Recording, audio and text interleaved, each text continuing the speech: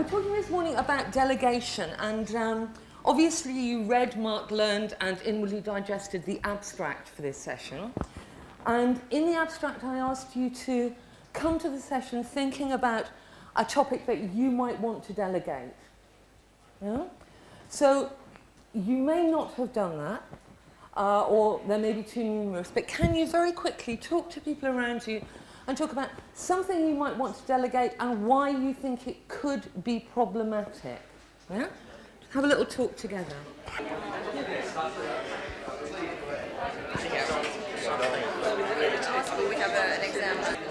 Okay, I'm going to stop you, please.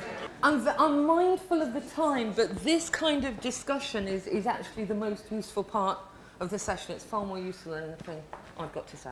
And we'll be returning to these conversations as we work through.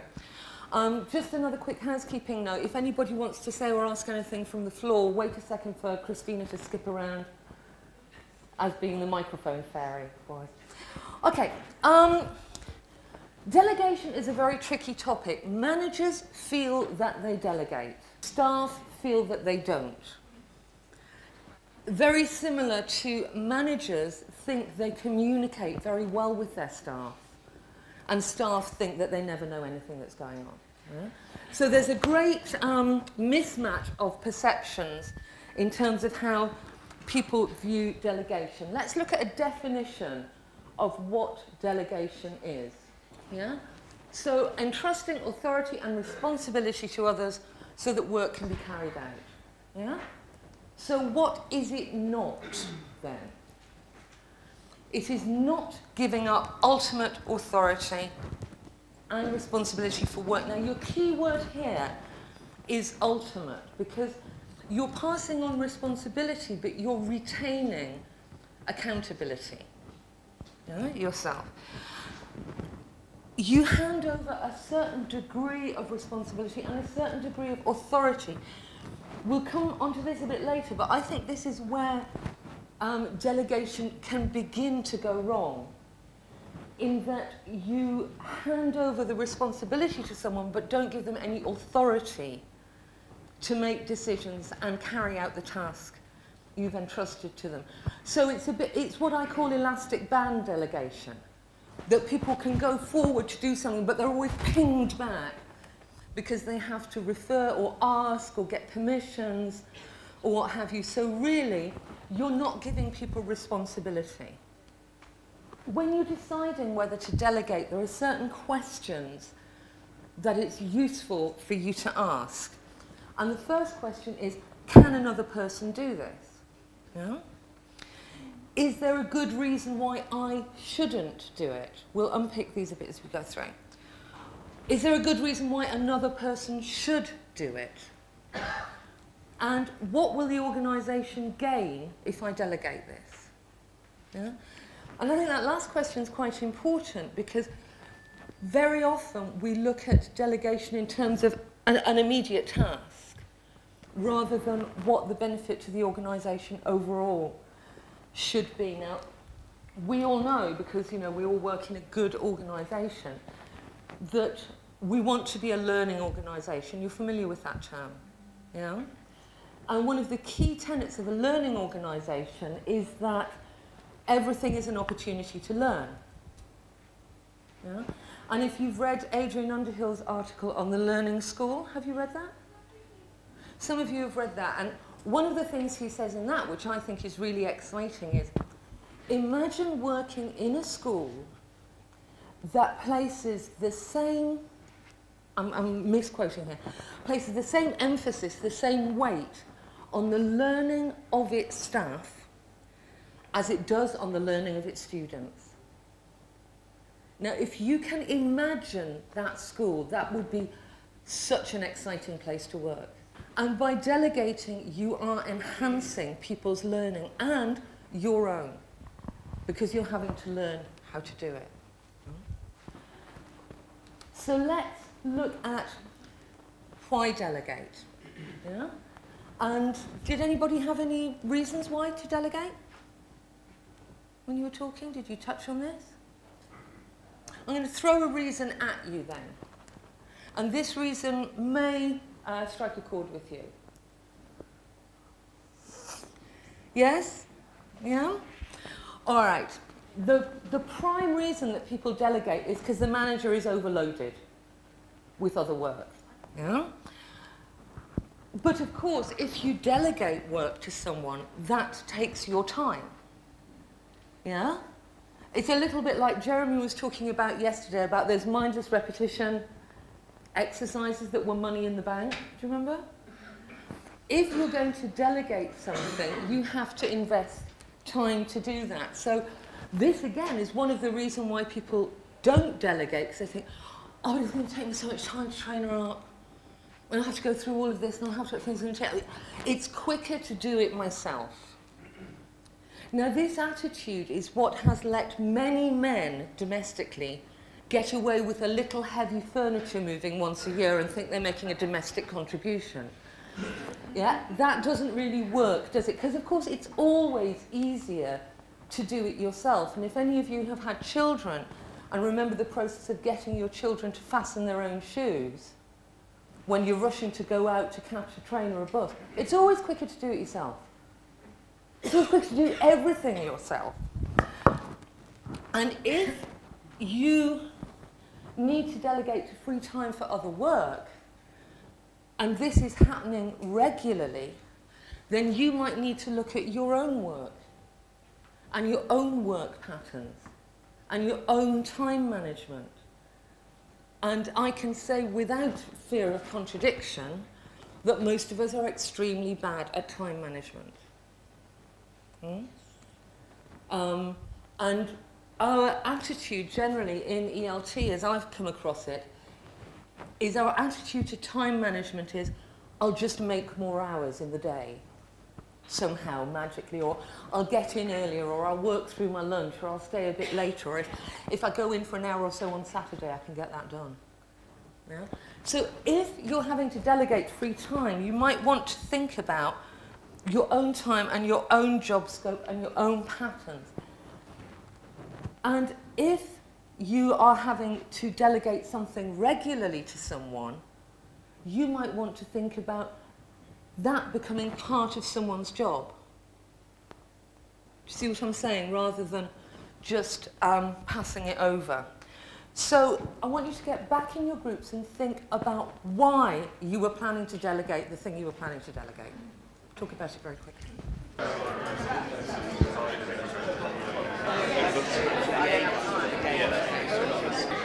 Okay, guys, can we come back? Okay, I'm going to go through some reasons now and see if any of these reasons were yours, in terms of why you delegate. To develop staff. Did anybody have that as a reason? This reason, to me, is a very double-edged sword, actually. People say they're delegating to develop staff because it can increase their experience, it can increase their skills, it can involve them more in the life of the school, and it can make them aware of different aspects of the school and how things work. However, if your staff see you delegating the horrid stuff, it's not anything to develop them. I've heard time and time and time again in meetings and discussions, people say, yes, and this needs to be done, who can do it, or we can pass it on to her because she's quite good at that and she knows quite a lot about lower levels, and we can take her timetable's quite light, so we can give her just so we'll do it like that, and it'll be developmental. Now, if that's coming at the end of a whole other range of reasons, that's not your primary reason, is it? Yeah? So very often, people pass over stuff and delude themselves that it's being developmental, and then you proceed to manage the process as if it's a developmental process. But as we said at the beginning, you think you're delegating, staff think you're not. You're deluding yourself that you're developing, but staff are thinking, oh yeah. Yeah, so there's a big disconnect there. Involving staff more in the life of the school and raising awareness is quite important, I think. There's a writer on management whom I'm very fond of called Henry Mintzberg, and he has this beautiful phrase about different departments not knowing what they're doing, and he calls it the balkanization of departments. Yeah? And it's very much the case that different departments in the school don't actually understand each other. We had a series of short in-service training talks in IH London a couple of years ago that were called A Day in the Life of. And we had different members of the admin side of the school talking about a day in the life of the General English Administrator, a day in the life of the Head of Finance, to try and reduce this balkanization. And it was amazing because when Elena, who's our fantastic General English Administrator, was talking about the need to complete recommendation sheets every month, which we have to have as a monthly intake. And teachers are notoriously bad at filling in these sheets saying what next level students should go to. And Elena was saying, and then I need to get the recommendation sheets in because you know, and teachers are very bad at doing this, and everybody got foot fascination. I don't know what she's talking about, I was doing. And she's saying, because if I don't get those, then I don't know the numbers for the next course. And so if I don't know the numbers for the next course, that means the DOS can't give teaching hours to the temporary staff in particular. And everybody suddenly went, oh, crap! It is really important because they hadn't had an awareness of her side of the school. I think it might be a nice idea to take back with you this day in the life of, so that people do understand, A, what people do, and B, why they do it. That knowledge, again, makes you more of a learning organisation, I think. To cover for the manager's absence, a lot of people behave as if they're indispensable. Yeah? And get so stressed, for example, before going on leave, because there's so much to do because I'm going to be on leave. Yeah? If you are not there, there has to be somebody to drive the bus. Yeah? And it should be somebody who at least has a license to drive the bus, even if they don't have as much bus driving experience as you. Yeah? It's very nice to feel that you're indispensable and that nobody else can do. It's lovely, you know. And then you can move to the next stage, which is the martyr stage, which we all really love. And, you know, we're really, really good at that martyred bit. It's a real aid to succession planning. This is something I think we're very bad at. We operate very often with the mentality that our staff are fluctuating, and that can be because teachers leave and teachers go on to other places and new teachers come, etc. But very often the management team is stable. Yeah, because the management team very often settles somewhere or is from somewhere. If you don't think about who's going to pick things up in a few years' time, then you're not really succession planning. Yeah? And you're not really developing your staff, as we said in the earlier slide. You need also to demonstrate trust in your colleagues. For me, this is a key point. By delegating, you demonstrate that you've got faith in their judgment. Yeah? What can happen is that you delegate, and the underlying message you're giving is, do it the way that I would do it. Yeah? And if you're sort of tacitly saying, you've got to do it my way, then you're not developing your staff at all, because you're not allowing them to find their way to do it. And we'll look at that in a little bit. Following on from succession planning, you need to be identifying the next generation. This, in fact, was one of the key aims of our strategic document in IH London a few years ago. A key strategic aim for our senior management team was to identify the next generation of managers and begin to develop them and give them opportunities so that we were succession planning effectively. It allows you to assess potential, and it allows people to raise their game a little bit. I don't like this kind of saying, but I find it quite relevant here. The saying that if you always do what you've always done, you'll always get what you've already got. Yeah? And people like something different, don't we? You know, you like something different, you like a bit of responsibility. And it's quite nice to feel important, I think. And I don't think we should underestimate that. If you delegate a task to someone that's different from what they've done before, or is adding something, enhancing to them. There's a writer called Hertzberg, I don't know if you know him, who writes on motivational factors. And delegation satisfies key motivational factors as Hertzberg defines them, in that it gives job enrichment, it gives people the chance to change, to grow, to try out other things. And it's very, very satisfying if it's well done, which of course is how you do it. If it was badly done, it's terrible. Here's the other one. It's developmental is often tagged on at the end, and often tagged on, and that'll be really motivating. Or will it?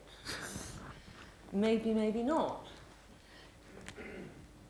It's great to increase people's confidence if they're supported. If they're dumped and abandoned, it's not. And there are certain phrases that I think people can get very confused. English language teaching is great for these pairs of words, isn't it, that have similar meaning but different, like use and usage. Or I can't remember Luke's two types of learners. Synoptic, I remember, because of the synoptic gospels, but was it entopic? Entetic? Okay. So I think people often confuse consultation and consensus, for example, is one that I often think people confuse. And I think delegating and dumping get very easily confused.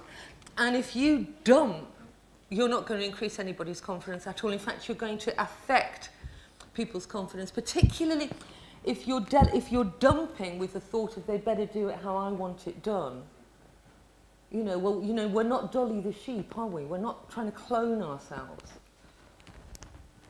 But it can open up chances for people to do something, to find something, to do something different. And this really, as well as devolving responsibility, is great if you're in an organisation, if you're in a school, where there are few chances of promotion. As I said before, some schools have a very stable management team, and maybe there's not a great deal of growth envisaged. So the opportunities for promotion, for development, may be very few. And if you think about it, you know, teachers peak quite early. You know, you do the CELTA or certificate, you go and teach someone for 3, 4 years, 5 years, you decide to do the diploma, you do that, and then you're teaching. And you're teaching, and you're teaching, and you're teaching. And one way that some schools try to get around this is by creating responsibility posts. But if they're simply cosmetic to give people somewhere to go, then again, you know, that inauthenticity is clearly perceived by your staff. So devolving responsibility for projects or aspects on a short-term basis is a very, very good way to increase motivation and to give people chances, either individually or as a team. But of course, you've got to disband the team, and this is a whole other session on how to make a team and how to disband a team and what you do with them. But it can give people chances to show you more what they can do. So talk back with the people next to you. Were any of those your reasons? Do you want to see the reasons again quickly? You're okay? All right. Were any of those your reasons? Sorry, I remember level leaders, if we can't settle it on that level, then me is one of them.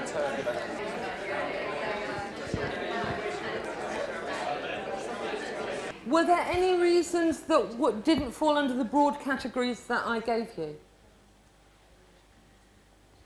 No? Okay. All right, so this is why you do it. Let's start to look at factors that can affect it, or why perhaps it can go wrong sometimes. One reason why it can go wrong is because the delegate has questions about their abilities. And one quote is that I have to look at it, they fear relinquishing the glory of success while retaining responsibility for failure.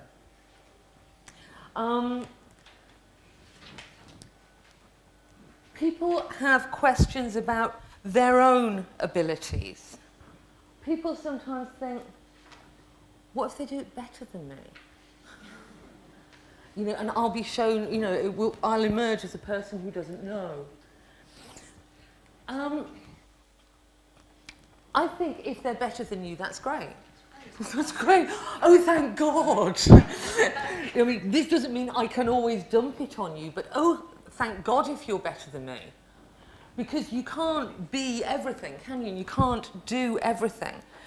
And I think if someone's better than you, because, like we said before, you've opened up an opportunity and you've given people a chance and they've shown that they're better than you at something, then that is allowing you truly to develop your stuff. One aspect that's often ignored is upward delegation. Delegating to your director. One day I'm going to write a book or write a talk called How to Manage Your Director.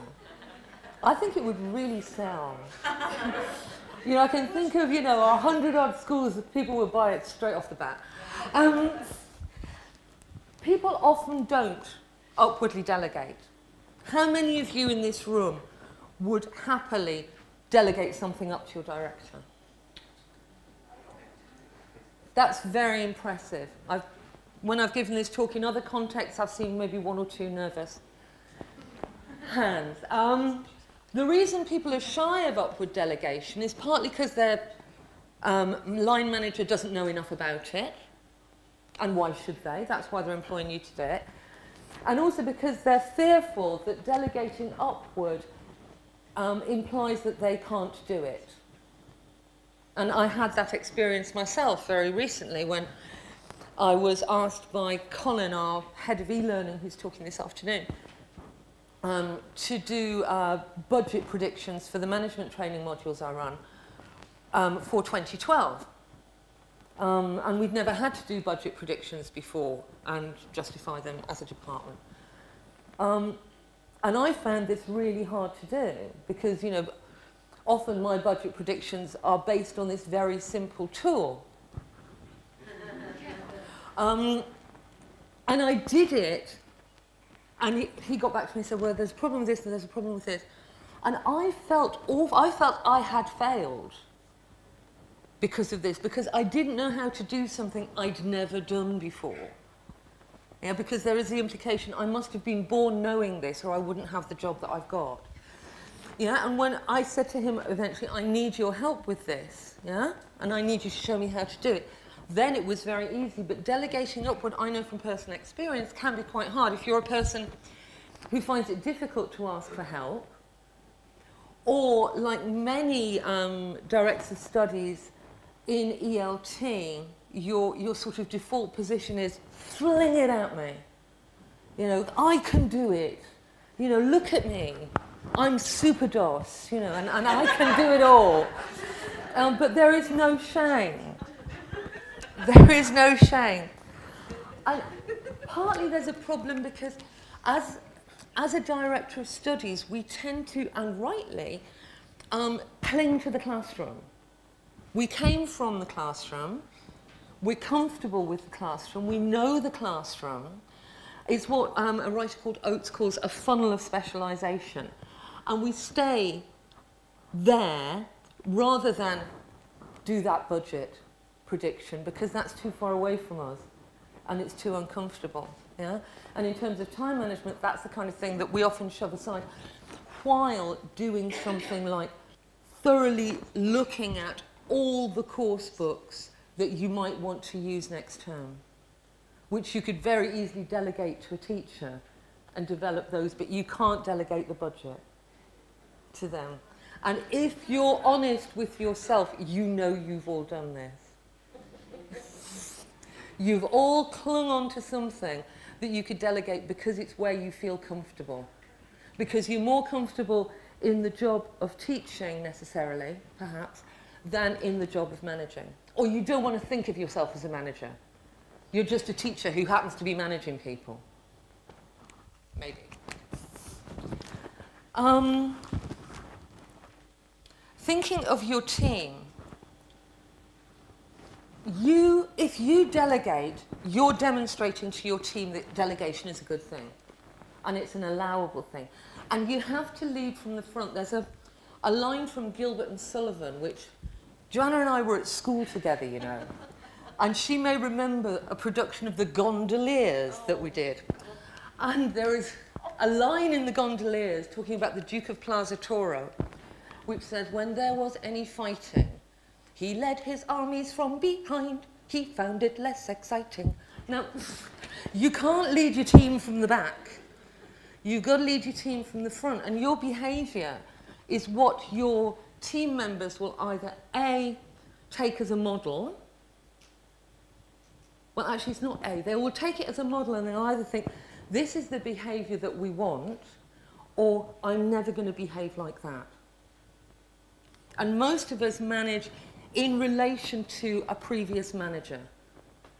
We either channel a good model, or we channel Joan Crawford in Mommy Dearest. Either way. Yeah, we think, I'm not going to be like that person. Yeah? It's also not all down to you. Yeah? And very many people say they're working in a team, but they're not. Yeah? There are odds with what they actually think. They do think it's all down to me, but it's not all down to you. You've got to involve your staff. Why else do you have these people? Yeah? And for all the reasons that we were saying before, you've got to involve your staff, you've got to build your team. I was saying to Mark yesterday, there's a quote which is a particular favourite of mine, which I use a lot, and it's attributed to Harry Truman. And it is, there is no limit as to what can be achieved, providing it doesn't matter who takes the credit. And that's a really powerful quote for me. And if you set that quote against the quote from Impey and Underhill before about people fearing to relinquish the glory of success but retaining the accountability for failure, those are almost polar opposites. And I would like to think, as IH schools, that we're closer to the Harry Truman quote, and we can work and delegate as a team, and then everybody takes the credit because everybody benefits. Yeah? Looking at what will you delegate? This is perhaps something that people delegate. If you delegate stuff because it's boring, people will resent you. They will resent the task. Now, of course, you know that your main job as a manager is to know your staff. If you don't know your staff, you can't do anything. You can't motivate your staff if you don't know those individuals. You can't develop them if you don't know those individuals. Now, that's why time spent hanging around in the staff room, having a coffee, etc., is key, because you've got to know the people that you're working with. And there are some people who delight in tasks which I find brain-numbingly boring. Huh? Some of you who've done some management training with me may recognise this example of a school which I was doing. I was the IH, we can call it inspector now, can't we? Yeah, not visitor anymore. That I was the inspector for.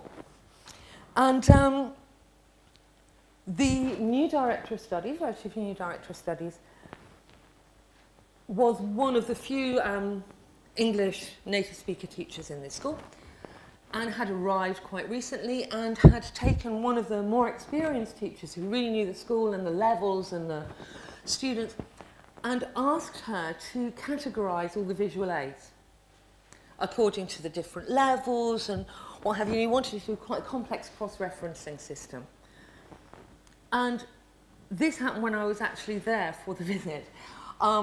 And he, after a couple of weeks, checked with her, and she burst into floods of tears. She was hysterical, she was sobbing, etc., because she hadn't done as much as she was expected to do, he thought, of the task that he delegated.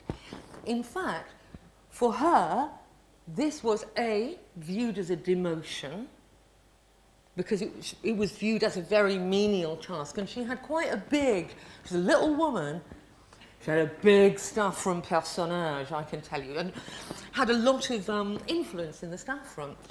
So by her being put to do this menial task, everybody else was thinking, well, he's bumping her over, what's going to happen to me?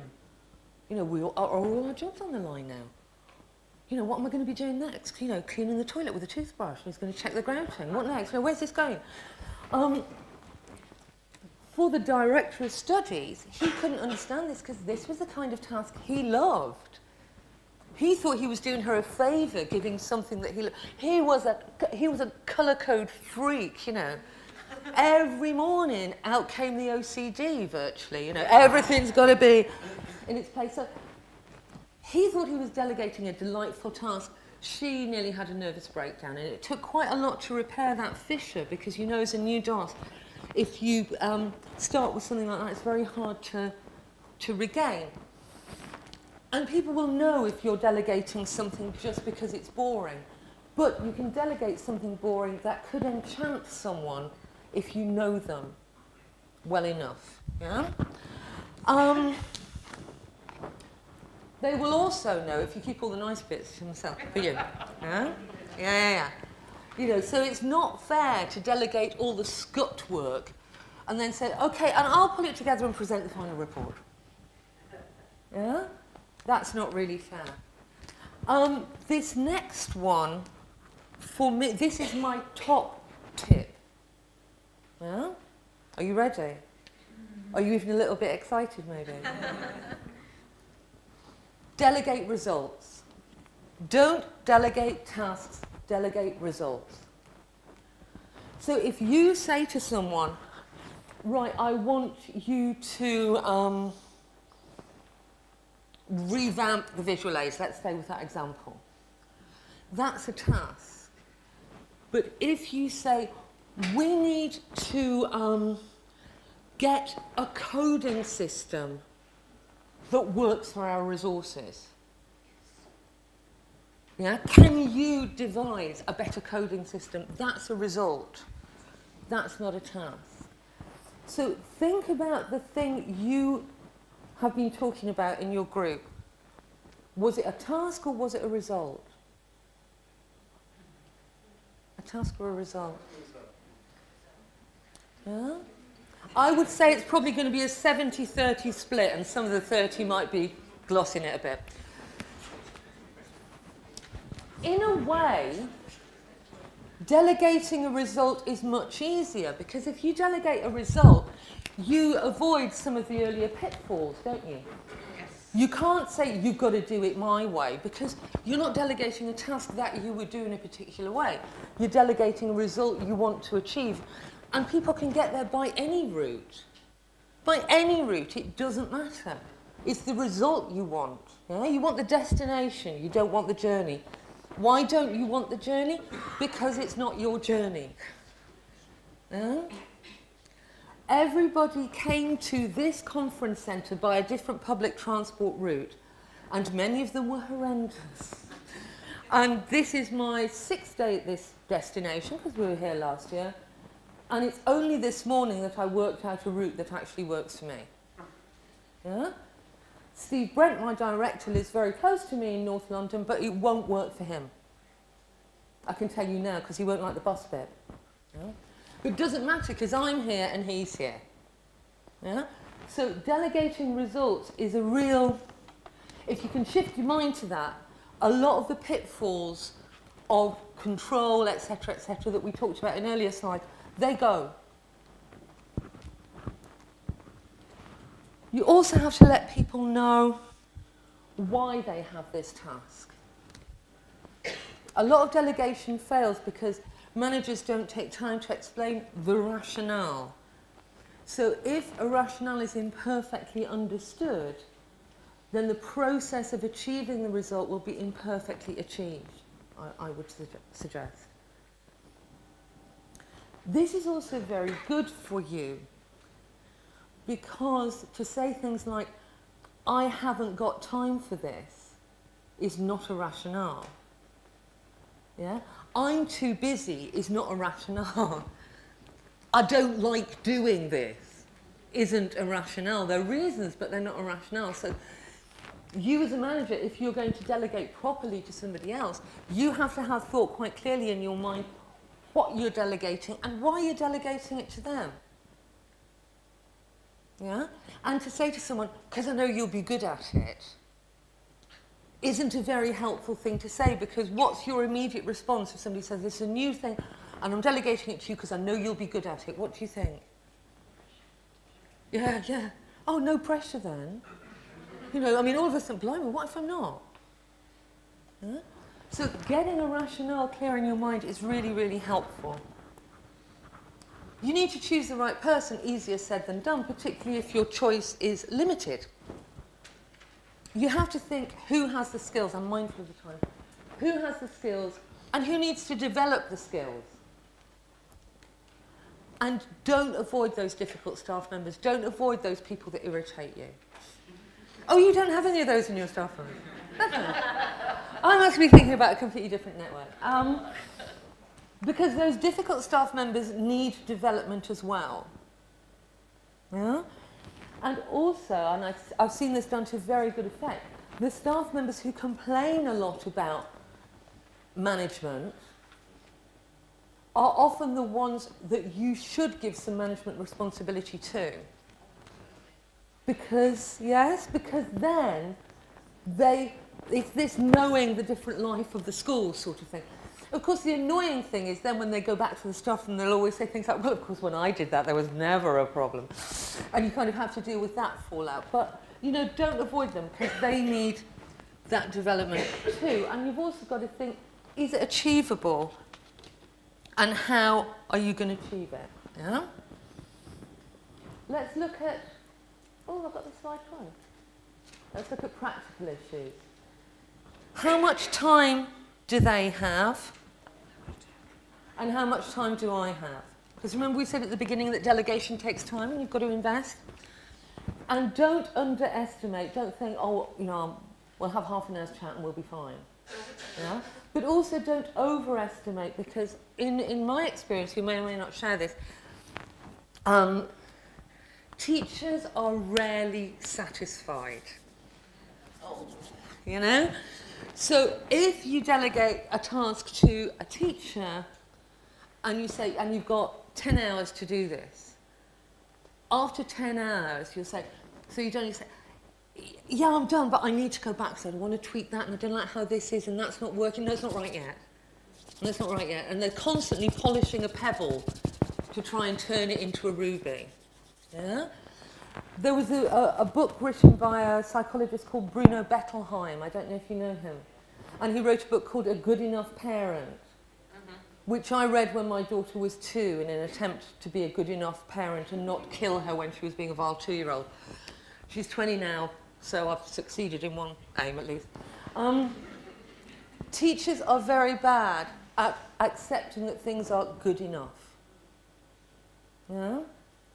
And you as a manager, you don't want to say, it doesn't matter, it just needs to be good enough. Yeah, but it doesn't have to be perfect. Yeah? It's good because nothing is static. Any result that you delegate is by definition, I think, an evolving thing, a dynamic thing. Yeah? Nothing is static, nothing's set in stone. How much training time do we have? Because you're going to have to train up. Can they delegate anything? Yeah? If, as I said before, you're constantly delegating, then you can plan for delegation rather than resort to delegation. And a little bit like the domino effect in Southeast Asia, you know, there is a ripple effect. If you're delegating someone to something, something's going to have to go. And that can allow you to view actual tasks and think, what are people taking up time doing that actually is quite unimportant? I knew a director of studies, for example, who at the end of every course personally signed every certificate that the students got. Now, in a way, this is lovely, isn't it? It's a lovely thing, and it's a really caring thing. But on the other hand, if you have 1,800 students, are you mad? Are you seriously, you know, are you on drugs, perhaps, that you think that this is a good use of your time? Now, you're not going to delegate signing signatures, are you?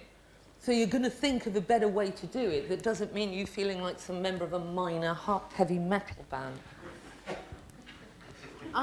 Coaching is the classic model that we often have, and this is Honey and Mumford's coaching circle. I think this looks a bit like one of those Japanese shuriken, you know, those throwing things they have in ninja films. And of course you'll recognise here, because everything has to be in circles, doesn't it? You'll recognise the parallel to Kolb's experiential learning circle here. It's very, very clear. So it's identification, coach, monitor, reflect, assess. And of course, you can come into the circle at any point. Yeah? The point being that you keep the circle going. Yeah? So you can assess needs and performance.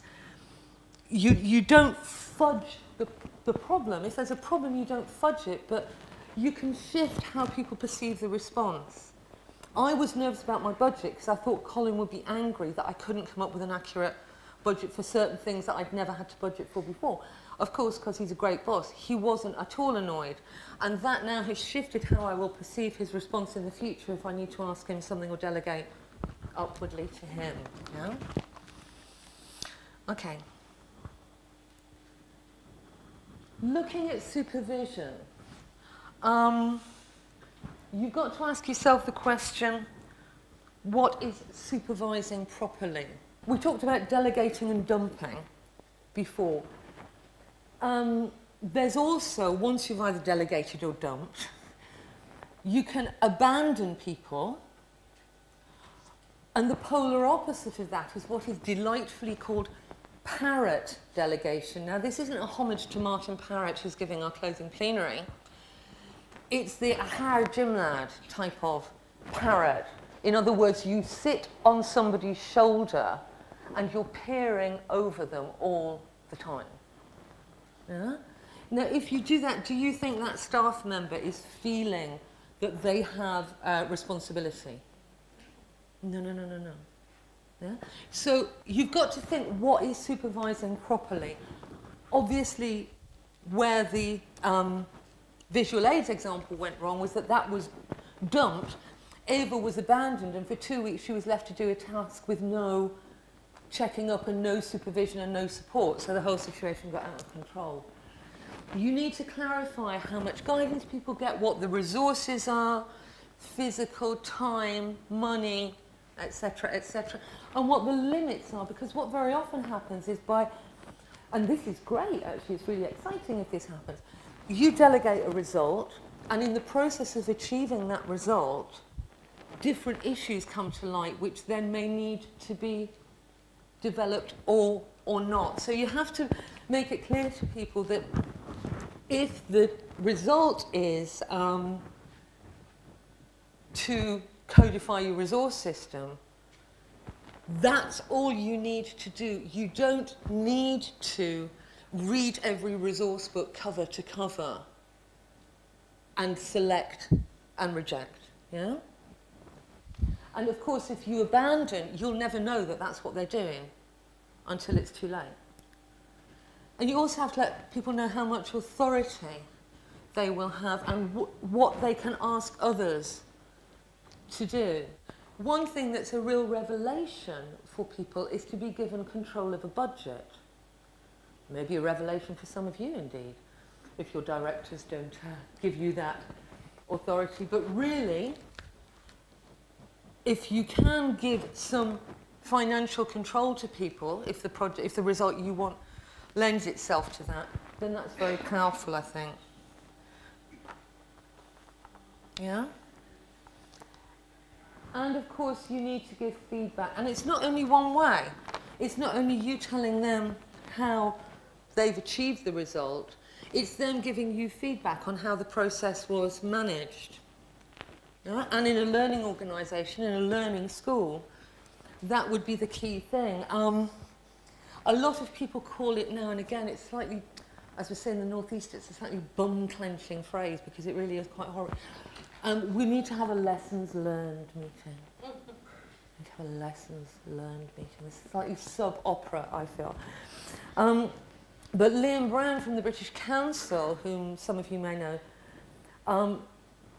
he and I were having this conversation about something that we thought would be really quite exciting if we were talking about a new project or delegating a result. And we talked about having a pre-mortem as opposed to a post-mortem. So with a pre-mortem, if you're launching, let's say, a new course or a new product, or you would sit down 3 or 4 weeks before it actually went live and have a pre-mortem, i.e. look at the body and work out why it went wrong. And we tried this out, and it was really interesting because the people who'd been very enthusiastic about something said, right, we're going to have a pre-mortem, here's the corpse. It didn't work, why? And immediately 3 people said, we went completely wrong in the marketing campaign. It's obvious, why did we do this? We should have, fine, we've got 3 weeks to sort this out now. But a pre-mortem is really quite an exciting thought, I think, because it also gives you time to redress and recover. When you're giving feedback, you've got to keep the whole picture in view. This is not such a problem for us in ELT, I don't think, and the reason is that many of us, as well as being teachers, are trainers, or we've all been trained.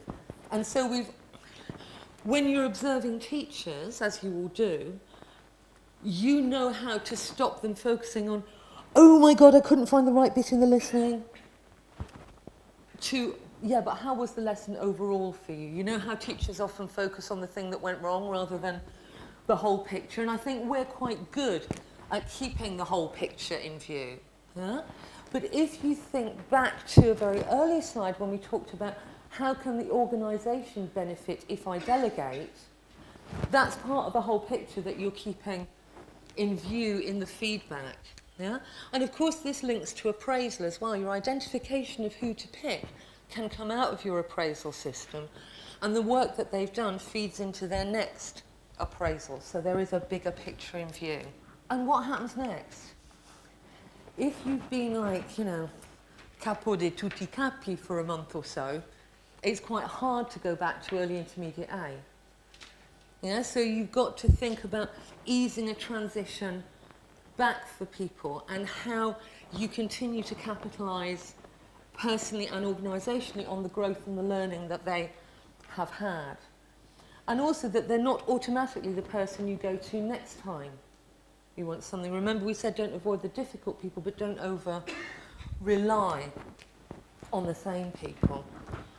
So for the last couple of minutes, and it really is only a couple of minutes, I'm afraid, can you go back to your people, and go back to the original task and see if anything in your idea has shifted, if there's anything you might want to add, change, share generally?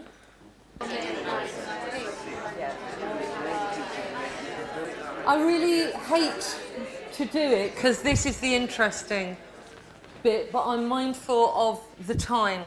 Can we just spend the last couple of minutes seeing if there are any questions? If you want to ask a question, remember you need to wait for the microphone for Harry. Yeah. My question comes in something that has come to me, and this is a bit of a vicious circle that I believe I might be stuck in. I've got a couple of staff members who are very keen to take on extra responsibility, and I'm keen to give them extra responsibility, but the problem is they're a case where they don't meet the basic expectations of their contract. For example, they cancel classes, saying I'm ill, and then they come and say, but I'm the most motivated person here, I want to do more, give me more. And it's like, but you can't even complete your 20, 25 hours a week. Why am I going to give you anything extra? So my question really is, from your expertise, when you're stuck in a circle like this, where you see motivation, or see potential for motivation, but the results are not there, what would you do in that case? You can't be motivated to do the bits that you want and not be motivated to do the bits that are it's what David Trethowan calls the basic task. What's the basic task of a teacher? The basic task of a teacher is to teach, to turn up to classes would be a help, and to do the administration and pastoral care. That's part of your job. That is a teacher's basic task. If you're not fulfilling your basic task, then you can't expect me to enhance your work by giving you more. Because why should I give you more when the people who are turning up and doing the work, why aren't I giving them more? It's not that delegation is a reward, but I've got to have people I can delegate to. One thing that I didn't talk about, they've got to be reliable. Yeah? And if you're only reliable because, you know, you'll always turn up for the pudding course, but you'll never make it for the first and second course, then you're not a reliable person. The case is they're not completing their basic task because they felt that nothing was ever delegated to them. But I've been only in the job 6 months, and this has been happening since the very first month I took over. So that's what I'm wondering is, if it's a case of because you're not delegating and they're not motivated, is that why they don't meet the bottom task or the basic task, and then you can't give them anything extra? My view, as we say up north, is you can't have the tail wagging the dog, really. And, you know, they're not motivated because things aren't being delegated to them. Well, we're not in the pick and mix at Woolworths here.